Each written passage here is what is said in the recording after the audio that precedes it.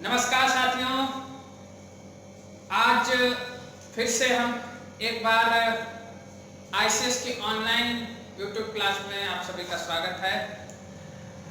जैसा कि हमने पिछले वीडियोस में मनोविज्ञान की एक बहुत ही प्रमुख कहें बुद्धि चैप्टर को जो है पढ़ा था, जिसमें हमने परिभाषाएं पढ़ी थी, बुद्धि क्या होती है उसके बारे में पढ़ा था और बुद्धि को किस प्रकार से हम अपने जीवन में प्रयोग करते हैं, क्या क्या उसकी चीजें हमारे दैनिक जीवन पर क्या उसका प्रभाव पड़ता है, इन सभी चीजों के बारे में चर्चा की है।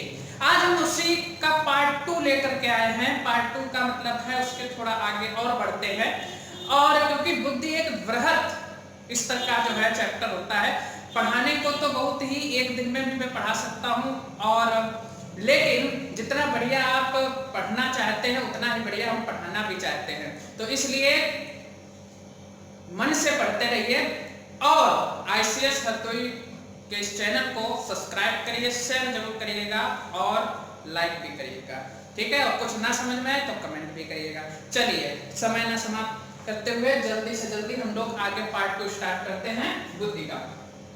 उस दिन हम लोगों ने बुद्धि के प्रकार पढ़े थे। थांडाई के अनुसार 3 प्रकार की बुद्धि बताई थी, तो वो थी मूर्त, अमूर्त और सामाजिक, जिसमें हमने आपको ये भी बताया था कि मूर्त बुद्धि क्या होती है, जिसमें बालक तोड़ने फोड़ने या इस प्रकार की उसकी बचपन से ही इस प्रकार की भावनाएं जुड़ जाती हैं, जो प्रत्यक्ष चीजों को देख करके कार्य करने की क्षमता रखते हैं, वो मूर्त बुद्धि कहलाते हैं। मूर्त बुद्धि वाले बालक वो बालक होते हैं जिसमें कल्पनात्मक शक्ति होती है, और सामाजिक, जो समाज से घिरे हुए या सामाजिक वातावरण में जो कार्य करते हैं उसको सामाजिक बुद्धि कहते हैं, ठीक है। आज हम लोग थोड़ा और इसके बारे में जानने की कोशिश करते हैं कि बुद्धि के प्रकार अन्य मनोवैज्ञानिकों के अनुसार कैसे कैसे कैसे बताए गए हैं, उनके बारे में भी थोड़ा पढ़ लेते हैं। क्योंकि हम लोगों ने जहां तक आप लोगों ने पढ़ा भी होगा तो यही सर्वाधिक रूप से पूछा भी जाता है और इम्पोर्टेंट भी है थांडाई के अनुसार। लेकिन मैं आपको और बता देता हूं, कैटल के अनुसार, कैटल के अनुसार एक चीज बता दे, बहुत ही इंपॉर्टेंट नाम है कैटल, बहुत ही इंपॉर्टेंट नाम, बहुत ही इसलिए मैं कह रहा हूं क्योंकि इन्होंने एक महत्वपूर्ण विधि दी थी। उस विधि का नाम था मनोवैज्ञानिक विधि। क्या नाम था? मनोवैज्ञानिक विधि। और इस मनोवैज्ञानिक विधि में इन्होंने एक परिभाषा दी थी कि व्यवहार के प्रतिदर्श, बहुत इंपॉर्टेंट परिभाषा है, अगर लिखना चाहते हैं तो बिल्कुल लिखिए, व्यवहार के प्रतिदर्श, प्रतिदर्श का मतलब मालूम है सैंपल, जिसको हम लोग कहते हैं व्यवहार बिहेवियर, व्यवहार के प्रतिदर्श वस्तुनिष्ठ, वस्तुनिष्ठ मानकीकृत मापन क्या कहलाता है? मापन ही मनोवैज्ञानिक विधि है। मापन ही मनोवैज्ञानिक विधि है। समझ गए कि व्यवहार के प्रतिदर्श वस्तुनिष्ठ मानकीकृत मापन ही मनोवैज्ञानिक विधि है। और जिसमें व्यवहार शब्द है यानी कि बिहेवियर, प्रतिदर्श का मतलब होता है सैंपल, वस्तुनिष्ठ क्या होता है ये भी मैं अभी आपको बता रहा हूं, मानकीकृत मापन। 4 वर्ड इसमें बहुत इंपॉर्टेंट है और इन चारों वर्ड के बारे में हम थोड़ी सी चर्चा कर रहे हैं। व्यवहार समझ गए हैं, व्यवहार का सिद्धांत दिया किसने है आपको पता है, वाटसन के द्वारा। प्रतिदर्श मतलब सैंपल, किसी के व्यवहार का हम सैंपल ले लें। क्या हम किसी के जीवन के पूर्ण किसी भी व्यक्ति के साथ हम पूरी जिंदगी साथ तो नहीं रहते हैं, उसके पूरी जिंदगी, तो हम लोग क्या करते हैं, किसी का बिहेवियर चेक करने के लिए हम उसका साक्षात्कार ले लेते हैं। साक्षात्कार नहीं लेंगे तो अवलोकन कर लेते हैं, अवलोकन नहीं करेंगे तो प्रत्यक्ष विधि के मामले से जानने की कोशिश करते हैं। तो एक प्रकार का सैंपल, जैसे आपको किसी का व्यवहार पता करना है, व्यक्ति ईमानदार है या नहीं है, तो आप क्या करेंगे, जेब से 100 रुपए निकाल करके आप डाल देंगे रास्ते में थोड़ी दूर पर, और कहेंगे भैया उसी रास्ते पर आप जाइए और वो दूसरी चीज लेकर के आइए। उसके सामने 100 की नोट पड़ी होगी, उठा करके वो जेब में रख लिया। उसने कहा कि अभी तो भाई साहब यहाँ से गए, शायद उनका तो नहीं गिरा, अगर गिरा है तो उनको वापस कर देना। अगर वो व्यक्ति उस व्यक्ति को पैसे वापस कर देता है तो वो ईमानदार कहलाएगा, नहीं वापस करता है तो बेईमान कहलाएगा। हो सकता है उसके अंदर लालच कपट जैसी भावना हो, तो उसके व्यवहार का कुछ ना कुछ हिस्सा पता चल जाता है। तो उसी को कहते हैं प्रतिदर्श। सैंपल लिया हमने, एक बिहेवियर का सैंपल लिया। वस्तुनिष्ठ का मतलब होता है, 2 शब्द आते हैं, एक शब्द और होता है जिसको हम लोग कहते हैं आत्मनिष्ठ। क्या कहते हैं? आत्मनिष्ठ। और एक शब्द होता है वस्तुनिष्ठ। आत्मनिष्ठ का मतलब होता है कि ये वर्ड आपको पूरे मनोविज्ञान में इधर उधर घूमते टहलते हुए कहीं ना कहीं मिलते जरूर रहेंगे परिभाषाओं में, इसीलिए जरूर। आत्मनिष्ठ का मतलब होता है जिसका मापन हो सके या नहीं हो सके। कमेंट करके आप बता सकते हैं अभी। चलिए,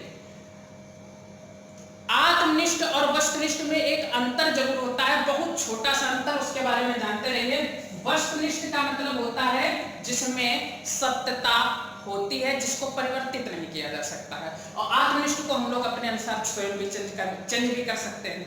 जैसे वस्तुनिष्ठ प्रश्न होते हैं, 4 ऑप्शन होते हैं, 4 ऑप्शन में क्या होता है, हम एक ऑप्शन को क्लिक कर लेते हैं, एक ऑप्शन सही होता है, तो वस्तुनिष्ठता हो गई। आत्मनिष्ठ, हमने एक निबंध लिखा और निबंध 5 मान लीजिए 10 नंबर का है और मैंने उसकी कॉपी चेक की तो हमको वो निबंध बहुत बढ़िया लगा, हमने 10 में 8 दे दिए। वही कॉपी किसी दूसरे ने चेक की, उसको थोड़ा गड़बड़ लगा, उसने 7 नंबर दिए, तो यह आत्मनिष्ठता की भावना है। वस्तुनिष्ठ का मतलब होता है कि जहां पर सत्यता का मानक ऊपर हो जाता है। मानकीकृत मापन का मतलब होता है जिसमें वैधता हो, जिसमें विश्वसनीयता हो, जिसमें एक मानक अंक हो। हमने क्या बोला, जिसमें वैधता। ये चीजें आपको आप एक और ढूंढिए, तलाशिए, किताबें टटोइए, लेकिन ये चीजें आपको बहुत ही रेयर केसों में देखने को मिलेगी कि इतनी सारी जितनी बातें मैं आपको बताने की कोशिश कर रहा हूँ, एक एक पॉइंट समझाने की कोशिश कर रहा हूँ, समझिए, क्योंकि ये किताबों में आपको लिखे जरूर मिल जाते हैं, लेकिन इनका समझाने का जो तरीका होता है, जो मेथड्स होते हैं, वो कहीं नहीं मिलते हैं। तो समझिए, मानकीकृत का मतलब होता है वैधता, विश्वसनीयता, इसके साथ साथ में और होता है मानक अंक। क्या होता है, मानक अंक। वैधता का मतलब पता है, वैलिडिटी, यानी कि आप किसी चीज के लिए वैलिड हैं या नहीं है। आप अंग्रेजी के अध्यापक हैं तो आप अंग्रेजी पढ़ाने के लिए वैध हैं, और अगर आप अंग्रेजी के अध्यापक नहीं है तो आप पढ़ाने के वैध नहीं है। विश्वसनीयता का मतलब है इसका विश्वसनीय लेवल क्या हो सकता है, क्या विश्वसनीयता लेवल हो सकती है उसकी है। जिस प्रकार से हमने कहा कि आपने एक सामान मंगाया जो 200 रुपए का है, आपने उसको 300 रुपए दिए और कहे वही सामान लेकर के आइए, और वो सामान लेकर के आया, उस पर एमआरपी कहीं पर से पड़ा नहीं है जो सामान लेकर के आया, ठीक है। अब वो सामान लेकर के आएगा, वो 250 रुपए का सामान लाता है, तो इसका मतलब विश्वसनीय नहीं है। अगर वो पूरा आपको 200 रुपए का ही दे देता है, करे, वो विश्वसनीय है। तो कहने का तात्पर्य यह है कि कहीं ना कहीं इस चीज को बिल्कुल दिमाग में बना करके चलिए कि विश्वसनीयता और वैधता क्या होती है। उसके बाद में आता है मानक अंक। क्या आता है, मानक अंक। अब इस विश्वसनीयता को मानक अंक के साथ भी थोड़ा जोड़ना है। जैसे मान लीजिए आपको एक परीक्षा में 100 नंबर का पूर्णांक है, 100 नंबर का पूर्णांक है, उस 100 नंबर के पूर्णांक में आपको प्राप्त हुए 75, और पूरी कक्षा को भी प्राप्तांक प्राप्त हुए कितने, लगभग 60 पूरी कक्षा को औसतन नंबर मिले। जो बढ़िया थे उनको 75, 76, 77 मिले, जो कमजोर थे थोड़ा उनको 40, 45 के करीब मिला, औसतन 60 मिला। औसतन 60 मिला, तो जो इसमें एक मानक अंक क्या होगा, मानक अंक वही अंक होता है जो औसतन अंक होता है, ठीक है। तो हमने मान लिया 60 एक औसतन अंक हो गया। अब हम बात करते हैं जो इसी को थोड़ा जोड़ते हैं। जैसे कोई अध्यापक है और अध्यापक पढ़ाते पढ़ाते, समझिएगा, एक अध्यापक है, आपने एक कॉपी लिखी, एक निबंध लिखा, 10 नंबर का निबंध, एक टीचर ने उसमें 9 अंक दिए, और एक टीचर ने मान लीजिए उसमें 8 अंक दिए, समझिएगा, एक ने 9 दिए, एक ने 8 दिए। अब 9 अंक का दिया, 8 अंक का दिया, तो ये इसमें त्रुटि हुई, कहीं ना कहीं हुई, 9, 8 कॉपी चेक की। ये तो हो गया अलग अलग टीचर, छोड़ दीजिए। एक टीचर ने कॉपी चेक की, उसने 9 नंबर दिए, और पुनः उसने 10 दिन बाद वही कॉपी चेक करवाई गई, उसने तब 8 नंबर दिए। ये जो त्रुटि हो गई, ये विश्वसनीयता यहाँ पर से भंग हो गई। तो बात समझ रहे होंगे, तो ये मानक अंक के अंतर्गत आता है। तो कैटल के द्वारा जो है मनोवैज्ञानिक विधि दी गई है, व्यवहार के प्रतिदिन वस्तुनिष्ठ मानकीकृत मापन ही मनोवैज्ञानिक विधि है। तो ये हमने थोड़ा कैटल के बारे में बता दिया। फिलहाल ये यहाँ पर इस चैप्टर से कोई लेना देना नहीं था इसका, ये तो एक कॉमन सा है, मनोवैज्ञानिक विधि है, और बहुत ही इंपॉर्टेंट विधि होती है किसी भी चीज के लिए, वेरी इंपॉर्टेंट। अब हम बात करते हैं कैटल के अनुसार। कैटल के अनुसार 2 प्रकार की बुद्धि बताई गई है, एक होती है तरल बुद्धि और एक होती है आपकी ठोस बुद्धि। तरल बुद्धि और ठोस बुद्धि। तरल बुद्धि को हम लोग जोड़ देते हैं आनुवांशिकता से। आनुवांशिकता के आधार पर जो बुद्धि कार्य करती है ये वो होती है तरल बुद्धि। और ठोस बुद्धि वो बुद्धि होती है जो वातावरणीय कारकों से जो प्राप्त होती है। इसीलिए इसको हम लोग कहते हैं अर्जित बुद्धि। क्या कहते हैं? अर्जित बुद्धि। ये वातावरण कारक से भी मिल जाती है, इसलिए इसको हम लोग अर्जित बुद्धि भी कहते हैं। तरल बुद्धि आनुवंशिकता के आधार पर, यानी कि आप समझिए, ये समझने की कोशिश करिए, आनुवंशिकता का मतलब है वो चीजें लगभग सभी व्यक्तियों में पाने की कोशिश की जाएगी। हाथ, मुंह, नाक, पैर, बोलना चालना लगभग 99-98% लोगों में होता ही होता है, बस बनावट का फर्क अलग होता है, आवाज में तारतम्य का अलग फर्क फिर होता है। और उसी प्रकार से वातावरणीय कारक सबके कुछ ना कुछ अलग हो जाते हैं, कि भाषा अलग हो जाती है, यहाँ कुछ और वहाँ कुछ और। तो इस प्रकार से ये वातावरण, तो ये कैटल के अनुसार बुद्धि दो प्रकार की हो गई। अब एक बुद्धि और है जो बहुत इंपॉर्टेंट है, वो बुद्धि को भी हम लोग थोड़ा बहुत पढ़ लेते हैं। चलिए देखते हैं, इसको रब करते हैं।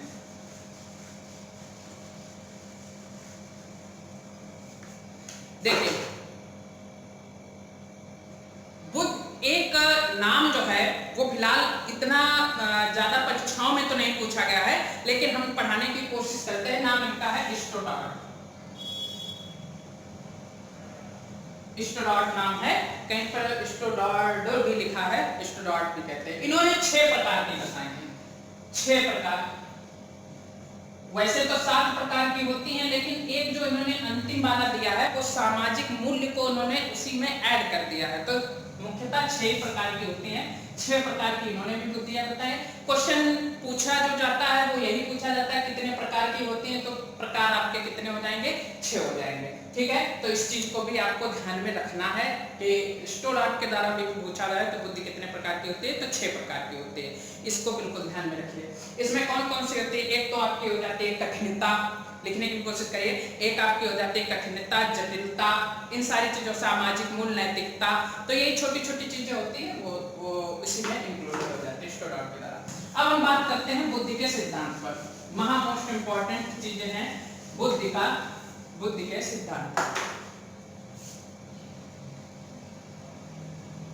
बुद्धि के सिद्धांत में पहले सिद्धांत पर हम लोग आते हैं। पहला सिद्धांत है हमारा एक कारक या एक खंड सिद्धांत। जैसे हम पढ़ना है एक कारक या एक खंड सिद्धांत। एक कारक या एक खंड सिद्धांत क्या होता है? एक कारक और एक खंड सिद्धांत, व्यक्ति के जितने भी समस्त कार्य हैं, भाई अपने व्यक्ति कार्य करता है, कार्य करने का सबसे पहला तरीका मैंने पिछले वीडियो में भी बताया था कि पिछला कार्य करने, जब भी कोई कार्य करने जाता है तो व्यक्ति में सबसे पहले कहां पॉइंट आउट करता है? मस्तिष्क में, और फिर उसके बाद में वो आगे बढ़कर के कार्य करता है। तो एक कारक सिद्धांत या एक खंड सिद्धांत में एक ऊर्जा, एक विशेष प्रकार की ऊर्जा होती है और वो उस ऊर्जा के चारों ओर ही समस्त कार्य होते हैं। उस ऊर्जा के चारों ओर ही समस्त कार्य होते हैं, तो वो कौन सा कारक कहलाता है? एक खंड या एक कारक सिद्धांत। किसने दिया? बिने। प्रतिपादक इसके कौन है? बिने, टर्मन और स्टर्न। बिने, टर्मन और स्टर्न के द्वारा दिया गया है। बिने आए, बाद में टर्मन आए, बाद में स्टर्न शामिल हो गए इसमें। बिने से बी याद करने की ट्रिक, टर्मन से टी और एस से स्टर्न। बीटीएस इसको हम लोग पढ़ सकते हैं। एक कारक सिद्धांत किसने दिया? बीटीएस ने दिया। एक कारक सिद्धांत किसने दिया? बीटीएस ने दिया। याद करने के लिए ये ट्रिक आप फॉलो करिए, बीटीएस, बस केवल बीटीएस, बिने, टर्मन, स्टर्न, बिने, टर्मन, स्टर्न। क्या है एक कारक सिद्धांत? ऊर्जा के चारों ओर समस्त कार्य करते हैं, विशेष प्रकार की ऊर्जा के ओर चारों ओर समस्त कार्य करते हैं। ये ऊर्जा क्या है? दैट इज बुद्धि। ये क्या है? एक ऊर्जा बुद्धि। बुद्धि के चारों ओर समस्त कार्य होते हैं। तो एक कारक सिद्धांत हो गया, एक खंड सिद्धांत हो गया। ठीक है, इसी के आगे हम लोग पढ़ते हैं, यहीं पर पढ़ लेते हैं द्विकारक या द्विखंड सिद्धांत। द्विकारक या द्विखंड सिद्धांत क्या होता है? द्विकारक या द्विखंड सिद्धांत, पहले तो इसके प्रतिपादक जान लीजिए आप। प्रतिपादक इसके जो हैं वो हैं स्पीयरमैन। इसके प्रतिपादक का नाम है स्पीयरमैन। इन्होंने द्विकारक से आप बिल्कुल जाहिर होता है 2 कारक बताए हैं। एक होता है सामान्य कारक। क्या होता है? सामान्य कारक, और एक कारक क्या होता है? विशिष्ट कारक। विशिष्ट कारक, ठीक है, सामान्य कारक और विशिष्ट कारक। सामान्य कारक को इंग्लिश में वही जनरल फैक्टर, और विशिष्ट कारक को स्पेसिफिक फैक्टर, इसीलिए इसको कहा जाता है जी फैक्टर और इसको एस फैक्टर। फटाफट पढ़ते चलिए। देखिए किसी भी चीज को अगर आपको समझना है, अगर बाद में नोट भी करना है, तुरंत आप स्क्रीनशॉट इसका लीजिए और बाद में अपना नोट करते रहिए, समझ गए? इसके लिए हम समय को जाया न करते हुए हम लगा रहे हैं। आप इसका स्क्रीनशॉट ले लीजिए और उसके बाद में आप इसको नोट कर लीजिएगा। तो जी फैक्टर, एस फैक्टर। जी फैक्टर क्या होता है? जी फैक्टर में वो कारक आते हैं जो आनुवांशिकता के आधार पर होते हैं। चलिए ये तो एक कॉमन सी बात होता है। तथा सभी व्यक्तियों में उपलब्ध या पाए जाते हैं।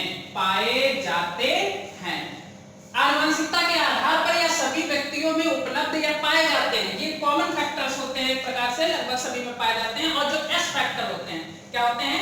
S factor. एस फैक्टर में यहां से पहले ही आ गया, एस का मतलब हो गया विशिष्ट।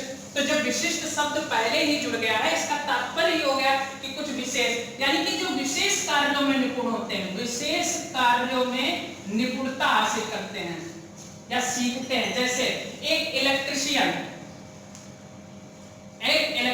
जो होता है वो निपुण होता है इलेक्ट्रिक में। क्या सभी लोग लाइट बनाना जानते हैं? विद्युत का कार्य जानते हैं? नहीं जानते हैं ना। तो ये एक विशिष्ट कार्य हुआ, तो ये हो गया आपका एस फैक्टर। ये एस फैक्टर हो गया, विशेष कार्यों में निपुणता। और ये सब लोग हम कहां से सीखते हैं? लगभग वातावरणीय कारकों से। इसीलिए मैंने इसको बताया वातावरणीय कारकों से। तो एस फैक्टर विशेष कार्यों के लिए और जी फैक्टर आपका आनुवंशिक कारक। एक चीज मैं और आपको बता दूं, विशेष और महत्वपूर्ण चीज, इसको आप स्क्रीनशॉट जरूर ले लीजिएगा। यहां पर मैं नोट एक लिख रहा हूं, इसका भी आपको स्क्रीनशॉट लेना है। नोट, जो सामान्य कारक होते हैं, सॉरी जो विशिष्ट कारक होते हैं, विशिष्ट कारक सामान्य कारकों के आधार पर कार्य करते हैं। सामान्य कारकों के आधार पर कार्य करते हैं। बहुत इंपॉर्टेंट पॉइंट है। कैसे, ये भी समझा दे रहे। कैसे? हाथ मुंह नाक पैर तो सभी को मिला है, सामान्य कारक है, और उसी से मैंने कोई चीज काम करना सीख लिया, विशिष्ट कारक हो गया। बोलना सभी को बोलना आता है। कोई मोटिवेशनल स्पीकर बन गया, उसकी वाणी में इतना अट्रैक्शन है, तो वो क्या हो गया? विशिष्ट कारक उसका हो गया। तो जो सामान्य कारकों के आधार पर ही विशिष्ट कारक होते हैं, इसको बिल्कुल ध्यान रखिए। इसको मैं एक चित्र के रूप में आपको फटाफट से समझा दे रहा हूं। चित्र यहां पर देख लीजिए, इसको मैं रख रहा हूं, यहां पर देखिए, ये समझिए जी कारक है और इसके चारों ओर एस फैक्टर लगा हुआ है। क्या लगा है? S factor. इस प्रकार से, ठीक है। चलिए, और कभी कभार ये भी होता है कि इंटरचेंजिंग भी हो सकती है, ठीक है। एक स्क्रीनशॉट ऑफ इसका भी ले लीजिए। अच्छा, आगे बढ़ते हैं हम लोग फटाफट से।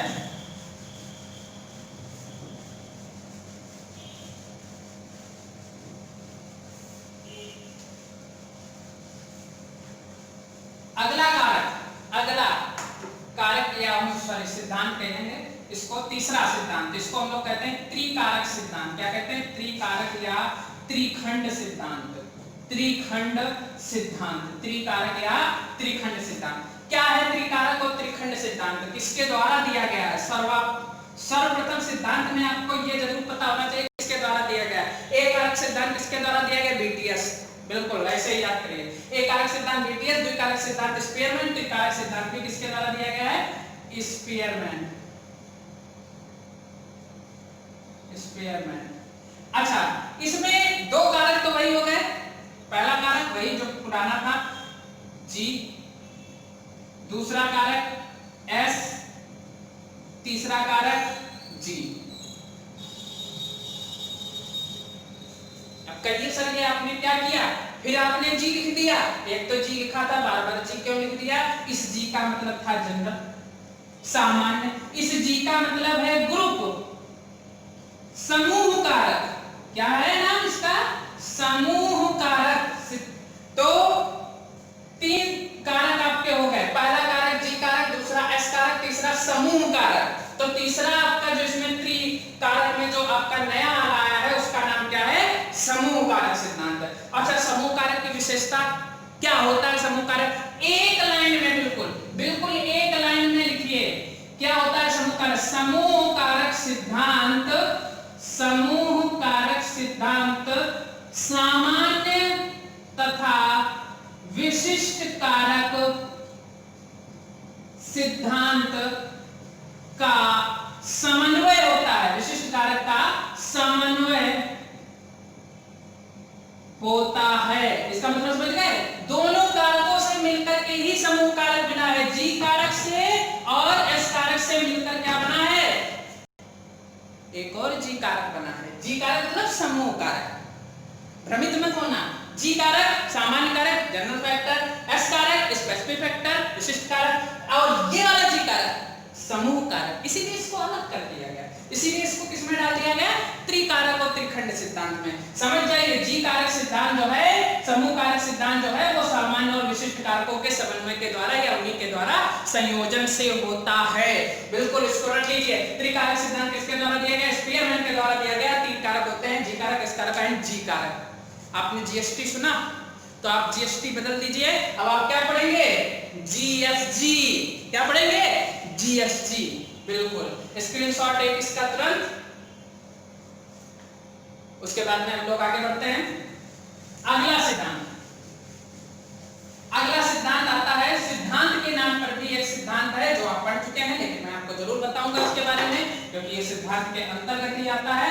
चौथा सिद्धांत का नाम है बहुकारक सिद्धांत। बहुकारक सिद्धांत या बहुखंड सिद्धांत। यह सिद्धांत के प्रतिपादक कौन है? इस सिद्धांत के प्रतिपादक हैं मिस्टर थांडाइक। क्या नाम है? थांडाइक। थांडाइक, ठीक है। प्रतिपादक इसके हैं थांडाइक, और थांडाइक के द्वारा तीन प्रकार की बुद्धि बताई गई है। हमने अभी आते आते आपको बताई थी, मूर्त, अमूर्त और सामाजिक। बिल्कुल ध्यान रखिएगा, मूर्त, अमूर्त और सामाजिक जो बुद्धि के प्रकार हैं, वही उन्होंने सिद्धांत को कॉपी किया है। तो हम लोग पहले से पढ़ चुके हैं, बस हमको ये बताना था कि ये प्रकार के साथ साथ सिद्धांत में भी आता है, मूर्त, अमूर्त और सामाजिक बुद्धि। ये किसके द्वारा दिया गया है? बहुकारक या बहुखंड सिद्धांत। प्रतिपादक इसके कौन है? थांडाइक। याद रख लीजिए, स्क्रीनशॉट ले लीजिए, बिल्कुल इसको लिखते रहिए। अच्छा, हम इसको और भी तरीके हैं कि इसको याद कैसे करें कि बहुकारक सिद्धांत किसने दिया? एक खंड बीटीएस, चलो याद हो गया। वो दो फैक्टर स्पीयरमैन, समझ गए, ठीक है। और जो त्रिकारक है उसमें एक और जुड़ गया, वो भी स्पीयरमैन। लेकिन बहुकारक सिद्धांत कैसे याद करेंगे? तो बहुडाइन है। क्या पढ़ेंगे इसको? बहुडाइन है, इसके सिंग भी है। थॉर्न माने क्या होता है? सिंग, सॉरी, ठीक है। Just a part of the learning point, बाकी इससे कोई मतलब नहीं। सीखने के लिए तो सीख आप कहीं से भी सकते हैं, कैसे भी सीख सकते हैं। तो बहु डाइट, थॉर्न डाइट का मतलब डाइन, तो बहुडाइन है। नाराज मत होइएगा कोई लोग, ठीक है। तो याद रखिएगा बहुडाइन है, ठीक है। तो बहुकारक सिद्धांत जो है थांडाइक। चलिए अगला सिद्धांत, आगे बढ़ते हैं। पांचवा सिद्धांत, पांचवें सिद्धांत पर हम लोग आते हैं, त्रिआयामी सिद्धांत। क्या नाम है इसका? त्रिआयामी सिद्धांत। महामुष्ट ये आपका जो है सिद्धांत है, त्रिआयामी सिद्धांत। प्रतिपादक इसके कौन है? प्रतिपादक याद कर लीजिए, बिल्कुल जेपी गिलफोर्ड। क्या नाम है इनका? JP Guilford. जेपी गिलफोर्ड नाम है। कैसे याद रखेंगे सर? मुझको याद नहीं होते हैं सिद्धांतों के नाम, प्रतिपादकों के नाम, कैसे याद करें? ऐसे याद करें, त्रिआयामी सिद्धांत गिलफोर्ड। सभी को मालूम है गिलहरी, गिलहरी देखिए, ठीक, गिलहरी देखिए, गिलहरी के ऊपर लाइन होती है। तो कितनी लाइनें आज से याद रखिएगा? 3 लाइनें। कितनी लाइनें हैं? 3। अब ये मत कहिए सर 2 होती हैं किसी के, तो बदल दीजिए। पढ़ने के लिए आप कुछ भी बदल सकते हैं। गिलहरी के शेर को भी बदल सकते हैं, तो त्रिआयामी सिद्धांत में गिलफोर्ड, ठीक है, यानी गिलफोर्ड से गिलहरी, गिलफोर्ड से गिलहरी याद रखिए। और गिलहरी में कितनी लाइनें होती है? 3। कितनी होती है? 3।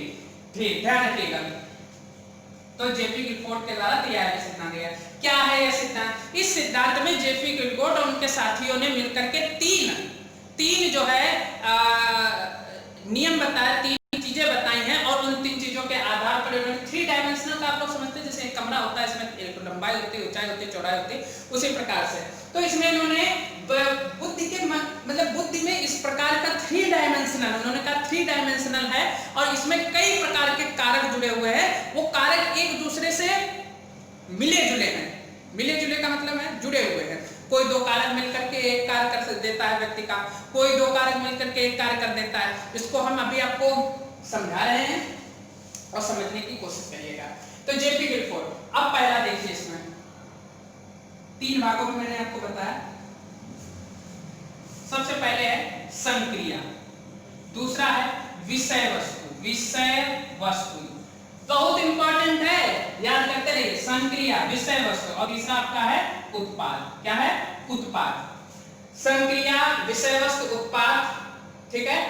अच्छा, इसमें विषय उत्पाद का मतलब प्रोडक्ट से यहाँ पर है, ठीक है। विषय वस्तु कंटेंट आप लोग जानते हैं।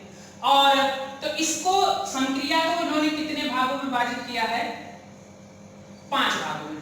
विषय वस्तु को 4 भागों में और उत्पाद को 6 भागों में विभाजित किया। कितने भागों में? 6 भागों में। क्योंकि मैं इसको आपको एक पूरा डायमेंशन से ही समझाना चाहता हूं कि आप इसको समझिए कि डायमेंशन से कैसे इसको हम क्लियरिफाई करेंगे। तो हम मैं इसको डायमेंशन के साथ पढ़ा रहा हूं। तो एक डायमेंशन यहाँ पर आपको हम बना दे रहे हैं, इसको रफ करके यहीं पर मैं बनाता हूं और समझाने की कोशिश भी करता हूं।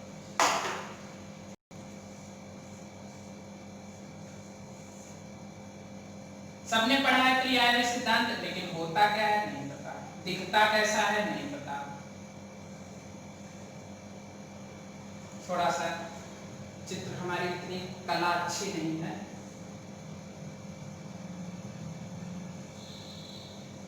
कोशिश करते हैं कि डब्बा हमारा अच्छा बने। ठीक है, अब हमने इसमें गिलफोर्ड भाई साहब आपका कार्य समाप्त है, यहाँ पर आपको बाद में चलिए 1 2 3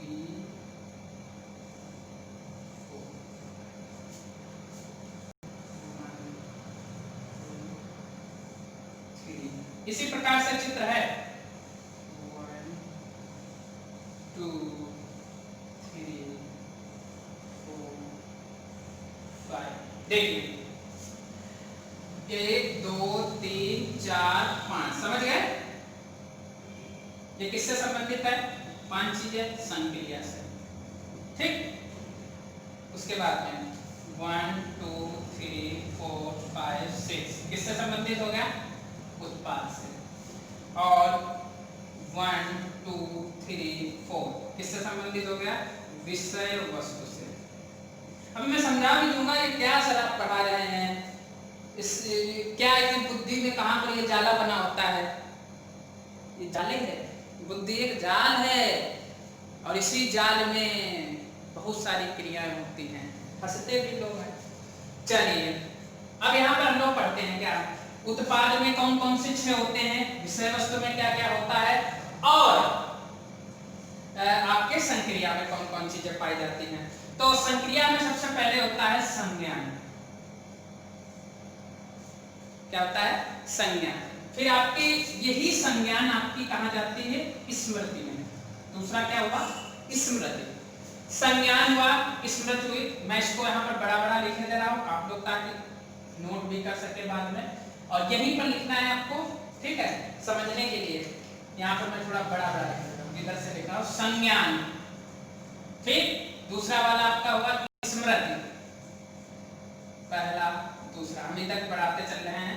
तीसरा वाला आपका हुआ परंपरागत, परंपरागत चिंतन, या स्तर कर लीजिए, स्तर बढ़ेगा। उसके बाद में चौथा यहाँ पर बढ़ा दे रहे हैं। ये चौथा वाला। चौथा है गैर परंपरागत, परंपरागत स्तर। और पांचवा वाला जो ये है मूल्यांकन। संक्रिया में 5 चीजें: संज्ञान, स्मृति, परंपरागत, गैर परंपरागत, मूल्यांकन। संज्ञान, स्मृति, परंपरागत, गैर परंपरागत और मूल्यांकन। विषय वस्तु में 4 चीजें आती है। पहला चित्रात्मक, चित्रात्मक, शाब्दिक, चित्रात्मक, शाब्दिक। एक आता है व्यवहारिक,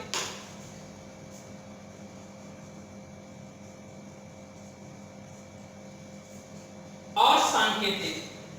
सॉरी, ये व्यवहारिक लास्ट में कर लीजिए। सांकेतिक, सांकेतिक और व्यवहारिक।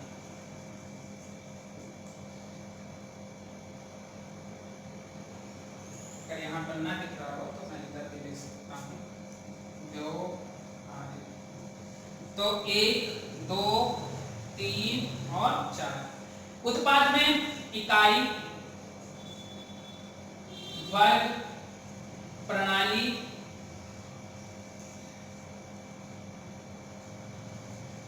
इकाई, इकाई हो गया आपका, वर्ग हो गया,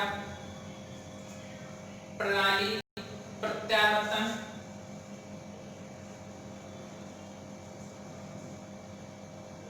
निहितार्थ।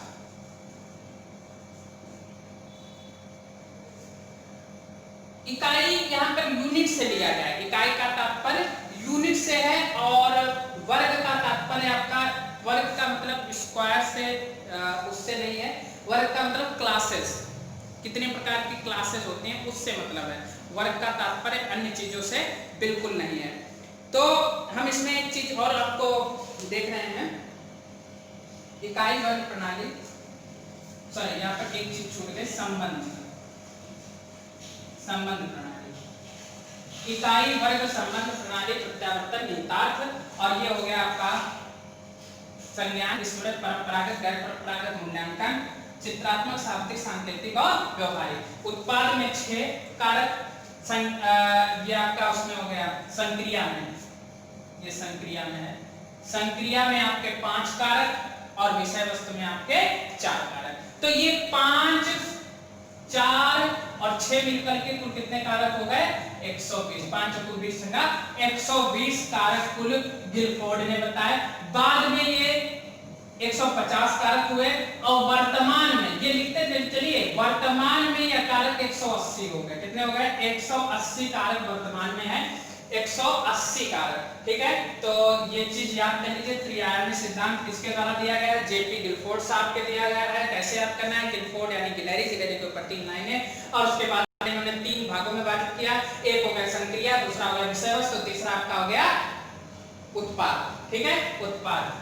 और संक्रिया में 3 चीजें: संज्ञान, स्मृति, परंपरागत, गैर परंपरागत, मूल्यांकन। विषय वस्तु में 4: व्यवहारिक, चित्रात्मक, शाब्दिक, सांकेतिक। और उत्पाद में वर्ग, इकाई, संबंध, प्रणाली, प्रत्यावर्तन और निहितार्थ।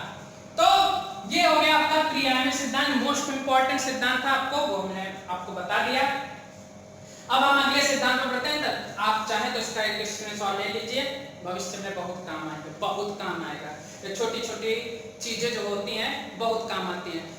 आप ध्यान रखिए सदैव कि ये तो निःशुल्क क्लास है, कोई शुल्क नहीं इसमें है। और मैं आपको पढ़ा रहा हूँ, पूरी मेहनत के साथ पढ़ा रहा हूँ, ये मुझे पता है। आप चाहे समझिए चाहे ना समझिए, उससे मुझे कोई फर्क नहीं पड़ता है, क्योंकि मेरा मानना है कि जो ज्ञान हमको है वो आप तक मैं पहुँचा पाऊँ तो ये हमारे लिए बहुत ही अच्छा होगा। और अगर आप लेंगे तो आपके लिए अच्छा होगा, नहीं लेंगे तो भी मैं चाहता हूँ कि आपका भला ही हो। चलिए आगे देखते हैं नेक्स्ट सिद्धांत पर।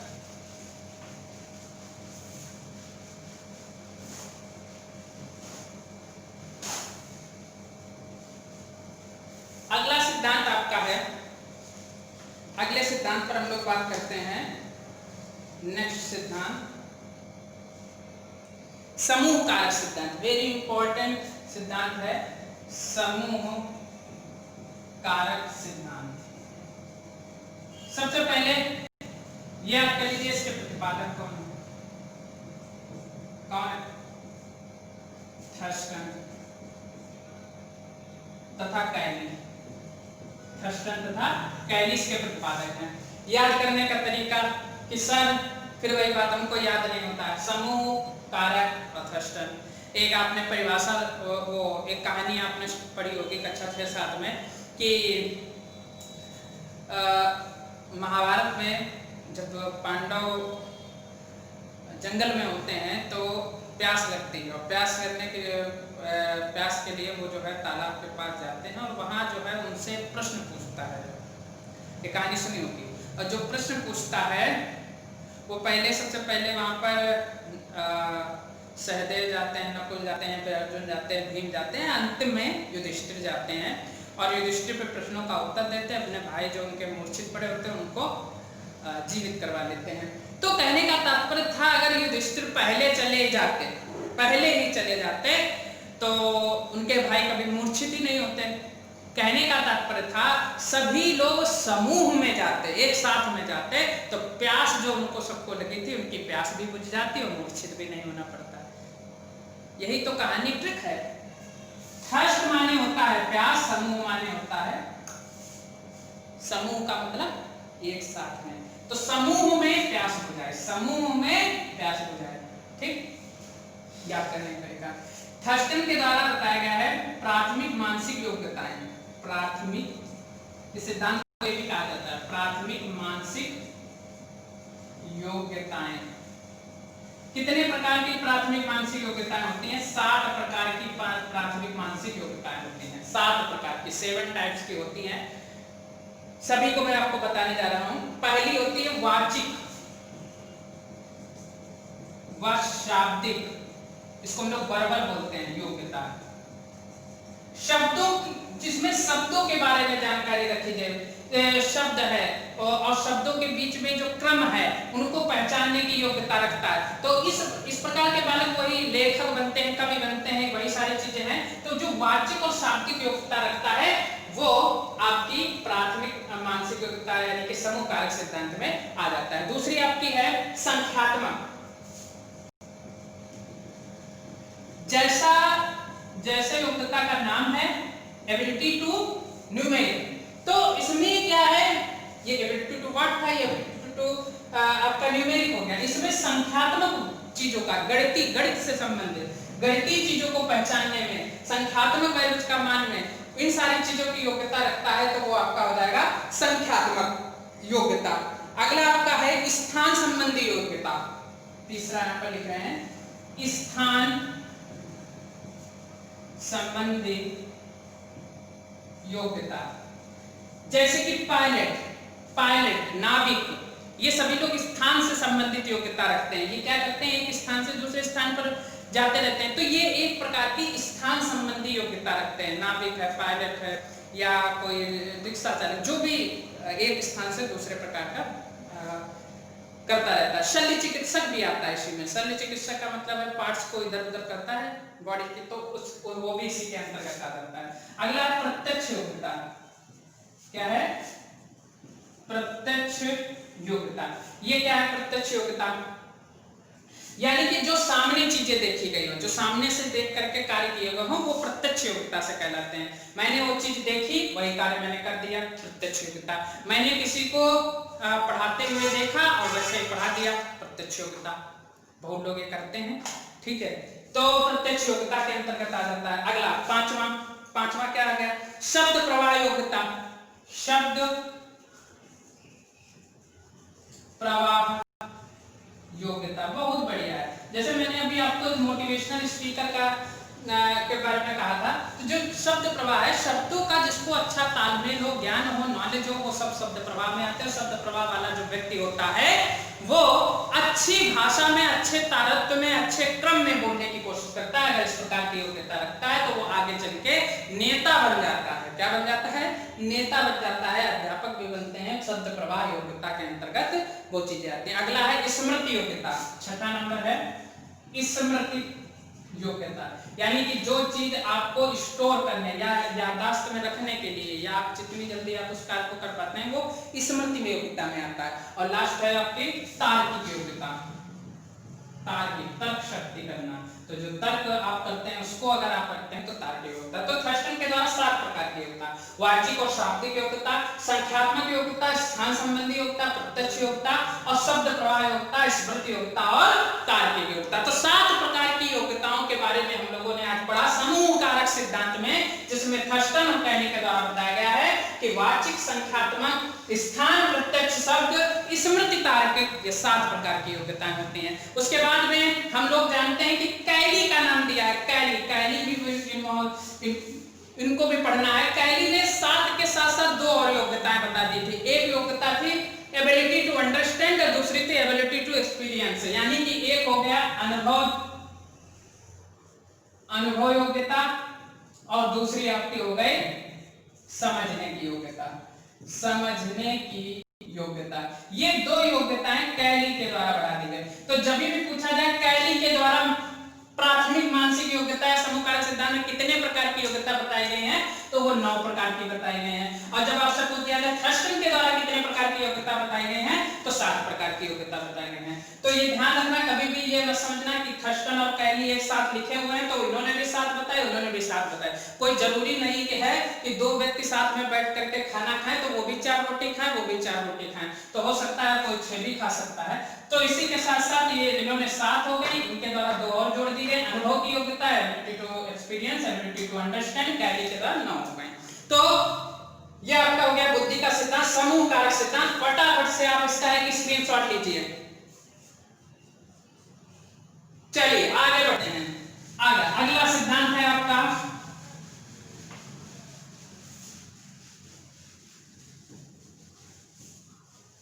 अगला सिद्धांत है बहुबुद्धि का सिद्धांत। बहुबुद्धि का सिद्धांत, बहुबुद्धि का सिद्धांत जो है, यह सिद्धांत के प्रतिपादक हार्वर्ड गार्डनर के द्वारा दिया गया है। बहुबुद्धि का सिद्धांत हार्वर्ड गार्डनर। अब यहाँ पर एक चीज को ध्यान रखिए, गार्डनर, फिर वही सब याद नहीं होता। कैसे नहीं याद होता? याद होगा, हम कराएंगे आपको। बहुबुद्धि, ठीक है, बहु मतलब बहुत, बुद्धि मतलब बुद्धि। बहुत बुद्धि किसके द्वारा बनाई गई है? गॉड। गार्डनर का मतलब गॉड, यानी कि भगवान के द्वारा बनाई गई। तो बहुबुद्धि का सिद्धांत किसके द्वारा दिया गया है? गॉड मतलब भगवान के द्वारा दिया गया है। तो बहुबुद्धि का सिद्धांत गार्डनर, ध्यान रखिए, बहुबुद्धि का सिद्धांत गार्डनर के द्वारा दिया गया है। तो बिल्कुल याद हो गया। याद नहीं हुआ है तो फिर भगवान को याद करिए, आपको याद हो जाएगा। बहुबुद्धि सिद्धांत गार्डनर। इन्होंने 7 प्रकार की इन्होंने भी बुद्धि बताई है। इन्होंने कहा कि बुद्धि कितने प्रकार की होती है? इन्होंने कहा 7 प्रकार की होती है। कितनी? 7 प्रकार की बुद्धि होती है। पहली बुद्धि इनकी हो गई भाषाई बुद्धि। क्या हो गई? भाषाई बुद्धि। क्या है ये भाषाई बुद्धि? भाषा के आधार पर, जैसे हम यहाँ रहते हैं, हमारी लैंग्वेज अलग, हम दूसरी जगह किसी भौगोलिक क्षेत्र में रह रहे हैं, वहां पर हमारी लैंग्वेज अलग, हम अमेरिका में रह रहे हैं, हमारी लैंग्वेज अलग, रशिया में रह रहे हैं, रशियन आएगी, चाइना में रहेंगे, चाइनीज आएगी, जापान में रहेंगे, जापानीज आएगी। तो कहने का मतलब है जहां पर जैसे रहेंगे वहां पर वैसी भाषा होगी। That is the language. तो ये लैंग्वेज से संबंधित है, भाषाई बुद्धि इसको कहते हैं। और सही बात है, जहां पर जैसे रहते हैं वहां पर वैसी भाषा भी सीखते हैं, साथ साथ वहां की वैसे ही संस्कृति और विचार भी उत्पन्न होते हैं बुद्धि में। ठीक है, बहुत बढ़िया चीज है। इसको मैं एक छोटे से एग्जाम्पल की तरह सिखा रहा हूँ।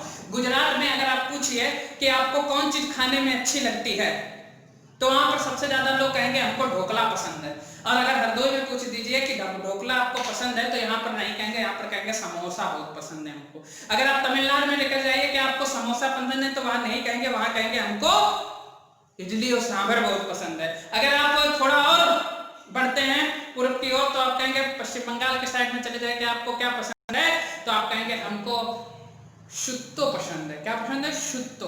गूगल पर सर्च करना बात है तो शुत्तो। ठीक है, तो स्विच भी बहुत सारी होती है वहां। तो भाषाई बुद्धि, इसको क्या कहते हैं? भाषाई बुद्धि। अगली जो बुद्धि के बारे में बात करेंगे, नेक्स्ट बुद्धि है सांकेतिक तार्किक व गणितीय बुद्धि। तार्किक गणितीय, वही चीज तर्क और गणित की जब संख्यात्मक मानों के बारे में बात की जाए, संख्यात्मक चीजों के बारे में बात की जाए तार्किक और गणितीय बुद्धि हो जाती है। तीसरी बुद्धि है आपकी स्थानिक बुद्धि। स्थान से, एक स्थान से इधर उधर, तो आपकी कौन सी बुद्धि हो गई? स्थानिक बुद्धि हो गई, स्थानिक बुद्धि से संबंधित है। अगला आपका है शरीर गतिक बुद्धि। शरीर गतिक बुद्धि,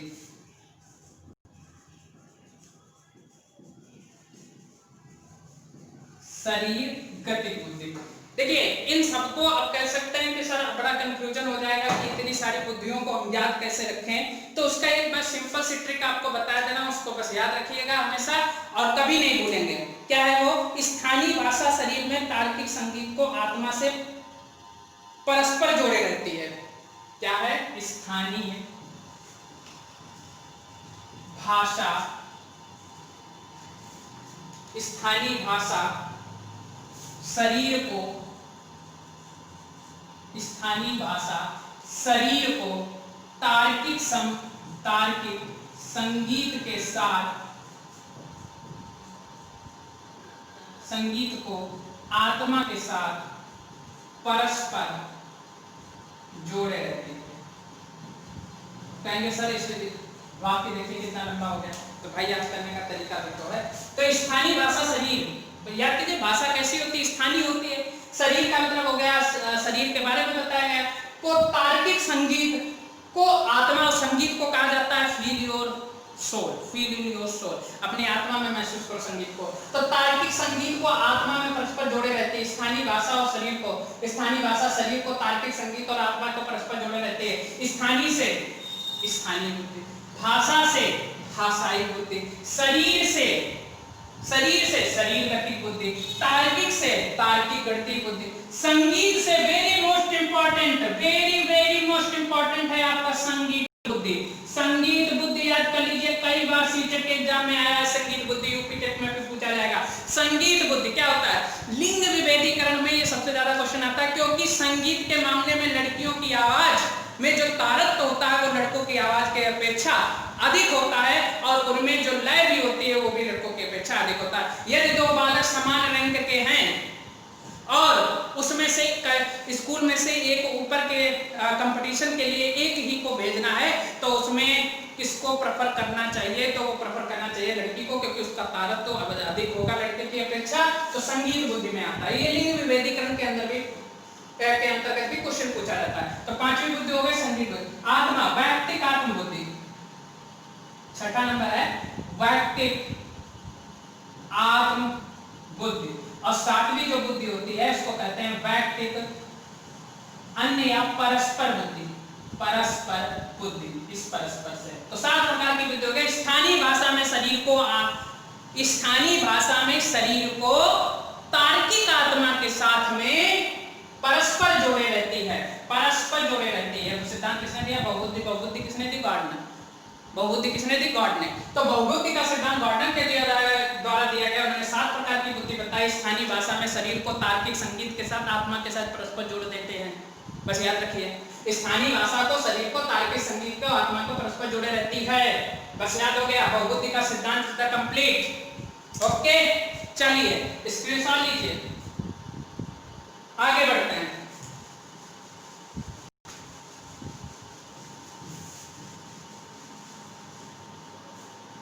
अगला पदानुक्रमिक सिद्धांत। पदानुक्रमिक सिद्धांत किसके द्वारा दिया गया? पदानुक्रमिक सिद्धांत। पदानुक्रमिक सिद्धांत जो दिया गया है वो, इसके प्रतिपादक हैं,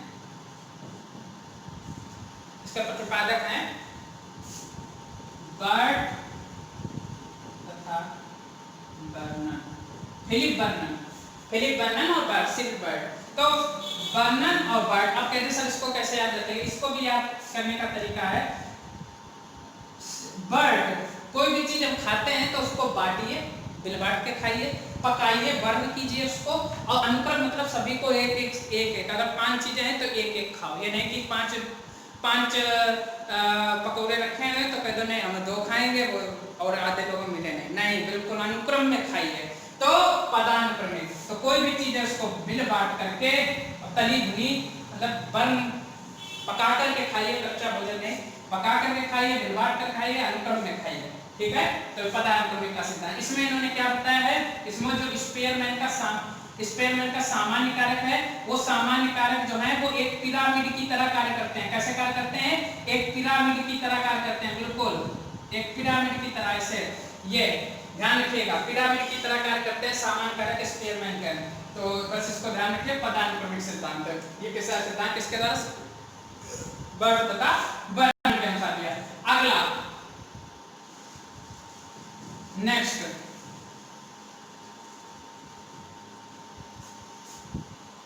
त्रितंत्र सिद्धांत।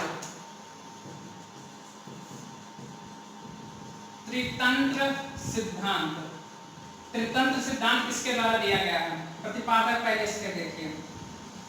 इसके प्रतिपादक हैं स्टैनबर्ग। क्या नाम है, स्टैनबर्ग। स्टैनबर्ग याद कर लीजिए, स्टैनबर्ग, ठीक है, स्टैनबर्ग, ठीक है। तो स्टैंड जो है वो 3 तंत्रों पर टिका है, याद कर लीजिए। स्टैंड जो है वो कितने तंत्रों पर टिका है, 3 तंत्रों पर। स्टैंड जैसे कोई स्टैंड होता है 3 तंत्रों पर टिका हुआ है, तो स्टैंड जो है त्रितंत्र सिद्धांत हो गया स्टैनबर्ग का। बिल्कुल इसको याद कर लीजिए, रट लीजिए, प्रतिपादक होगा इसके। तो इन्होंने 3 भागों में बांटा, त्रितंत्र है तो 3 चीजों में। पहला हो गया, इसको उन्होंने घटक बुद्धि में परिभाषित किया, घटक बुद्धि। दूसरा है अनुभवजन्य, अनुभवजन्य बुद्धि, और तीसरा है व्यवहारिक बुद्धि। 3 बुद्धियों में बात किया गया है, घटक बुद्धि, अनुभवजन्य बुद्धि, व्यवहारिक बुद्धि। याद कर लीजिए, घटक बुद्धि, अनुभवजन्य, व्यवहारिक बुद्धि। घटक बुद्धि वह बुद्धि होती है जिसके अंतर्गत व्यक्ति अपने कार्यों को क्रम में करने की कोशिश करता है। अनुभव के आधार पर जो कार्य किए जाते हैं अनुभवजन्य बुद्धि, और व्यवहार के आधार पर जो कार्य किए जाते हैं व्यवहारिक बुद्धि के अंतर्गत आते हैं। याद कर लीजिए, त्रितंत्र सिद्धांत किसके द्वारा दिया गया है, स्टैनबर्ग के द्वारा दिया गया है। और मैं एक सिद्धांत और आपको बता दूं, जो कैटल का हम लोगों ने अभी सिद्धांत पढ़ा था, बिल्कुल इसको याद कर लीजिए। स्टैंड, घटक, अनुभव और व्यवहार, घटक, अनुभव और व्यवहार। व्यवहार के ही द्वारा अनुभव घटक होते हैं, अनुभव घटित होते हैं। व्यवहार के ही द्वारा अनुभव घटित होते हैं, याद कर सकते हैं इसको। व्यवहार के ही द्वारा अनुभव घटित होते हैं।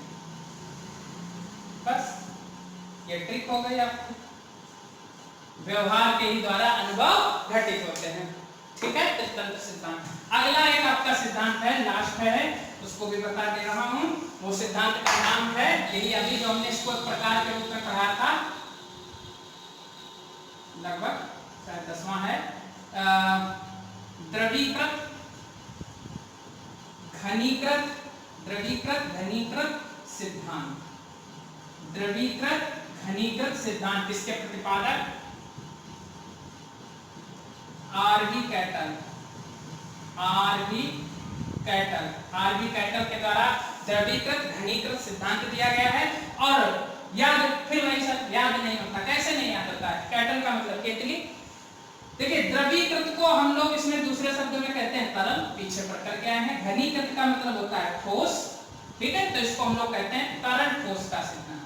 क्या कहते हैं, तरल ठोस का सिद्धांत। इसको मैंने बताया था, ये आपका आनुवंशिकता से जुड़ा हुआ होता है, ये आपका वातावरण से जुड़ा होता है, सिंपल सी चीज है। तो याद करने का तरीका सर कैसे याद करेंगे, कैटल, कैटल का मतलब केतली। केतली में, केतली कैसी होती है, ठोस होती है, पचर पचर वाली तो नहीं होती है, ठोस होती है। हाँ हाँ वही मतलब दब भले जाए, कुछ कुचाया जाए, मतलब ये सब हो सकता है।